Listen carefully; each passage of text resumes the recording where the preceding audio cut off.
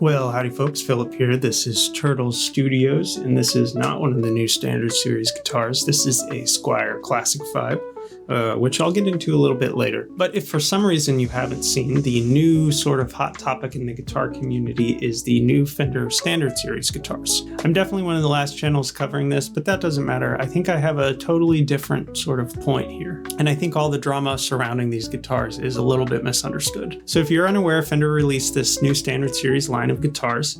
They're Indonesian made, and people were quick to point out that on paper, they're very similar to some Squier guitars. These Fender ones fit within that $500, $600 price point. They're $599 new, and there's some validity to the argument that these are sort of just Squier guitars with the Fender logo on the headstock. On the other hand, though, there's also validity to the argument that, does it really matter where the guitars are made if they play fine? I have no doubt that these are made pretty decently and they play well. And the reality is, in today's day and age, there are tons of really fantastic guitars made in tons of different places. It's not that Fender is necessarily devaluing the brand. This is purely just a marketing move. Fender is just taking an existing brand and fitting it within that same point in the marketplace. It just so happens that in today's day and age, with inflation and other factors, that is just a guitar made out of Indonesia. But I'm kind of getting that all out of the way up front. I don't really particularly care about the specs of these guitars, and I'm not really going to talk about that too much. I think the real reason people are sort of upset about these guitars is because, frankly, they're just kind of boring. The reality is you're not going to be getting one of these guitars because it's super exciting or they're flying off the shelves or, they're going to be some great collector piece later in life. For the same reasons, you're not going to go out and buy a Honda Civic because it's a super exciting car. These are reliable, well-known commodities. The reality is because it has the Fender backing on the headstock, it's going to hold its value pretty well.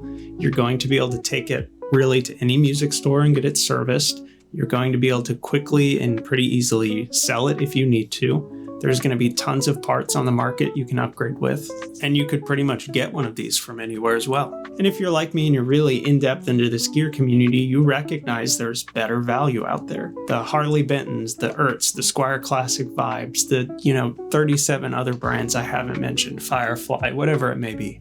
These new Fender Standard Series guitars aren't going to be exciting in the future. In the same way that the Fender Made in Mexico stuff isn't super exciting, it's not collectible. They're well-known commodities, they hold their value just fine. And, it's funny, I don't even think the Mexican-made stuff is really all that impressive to begin with either. Not that they're bad instruments, they're just sort of, I don't know, I'm whelmed. I'm not overwhelmed or underwhelmed. They're kind of what you expect. But, you can go on Reverb or Facebook Marketplace or, even the Guitar Center used section and get these for $300 to $500 all day long. And I think this new Standard Series line will be in a very similar point in 5 to 10 years. They're going to hold their value. They're going to be a well-known commodity. You're going to see them all over the place. I don't think they're going to skyrocket in value, but they're not going to decrease either. And that kind of gets me to the real point of this video and what I've been kind of thinking about and chewing on, which is, what's going to be these future classic guitars? And this definitely isn't something I've come up with. I've seen this on a couple different channels. And that's really saying, what are these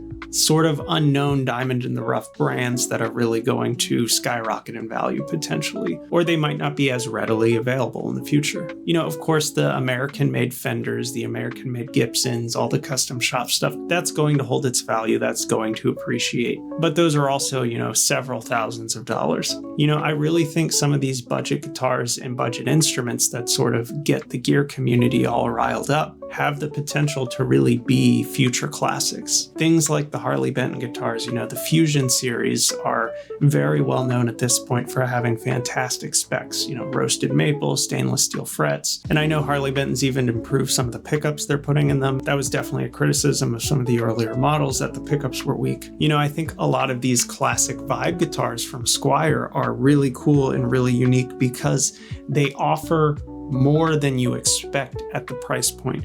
They're made to vintage specs. They're set up really well. They have good quality components. They have pretty cool finishes. And I think a couple years down the line, when Fender doesn't make these anymore, they could be potentially more valuable than they are today. And I think some of the Harley Benton stuff, if it ever goes out of production, could be a pretty sought after instrument. And it's the same thing for all these different knockoffs that Firefly makes. They're making these in pretty limited quantities and they kind of show up and come and go. Yes, they're blatant clones, but some of them are actually pretty good. You know, you've seen this with a lot of the lawsuit era guitars. They're not going to be, thousands upon thousands of dollars, but they've certainly gone up in value because people have recognized in today's day and age that these were actually pretty cool instruments. You see this with a lot of the Japanese-made Fender stuff. People quickly realized, hey, Fender Japan is doing some really awesome stuff with these guitars, some really unique things. And some of the better examples today are actually pretty valuable. These are the guitars that I think are exciting, that I think potentially are valuable and that are worth getting. This new Fender stuff, it's fine. And it's always going to be just fine. In another 5 years, they're going to have another standard series line and it's going to be sort of the same. It's going to have slightly different colors and it might be made in a different spot, but it's going to be pretty much the same value. But I don't think they're going to be future classics or diamond in the rough gear. But anyways, those are just my thoughts. Let me know what you think and see you later.